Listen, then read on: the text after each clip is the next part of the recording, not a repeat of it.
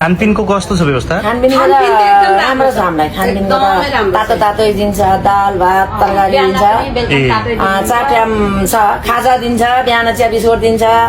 हामीले अब त्यहाँ बस्दा बरु खानु पाएको थिएन होला, यहाँ त खाइरहेछ। बसोबास त्यसमा ठिकै छ? ठिकै छ बसोबास। पेटभरि खाना दिएको छ त? खाना दिएर हाम्रो पेटभरि हामीलाई 4 टाइम खुवाउनुहुन्छ राम्रै छ।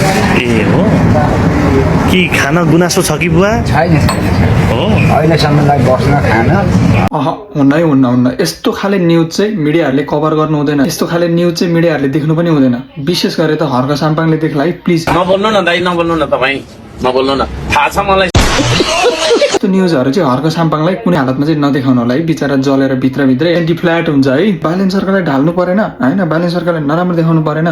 अलिकता नराम्रो कुरा छ भने चाहिँ होइन 10वटा हेडलाइन लेखेर चाहिँ नि होइन मिडियाले चाहिँ नि एउटा न्युज कभर गर्ने हो। यस्तो खाले चाहिँ पोस्ट नगरौँ है, नगरौँ। बालेन सरकार ढाल्नुपर्छ।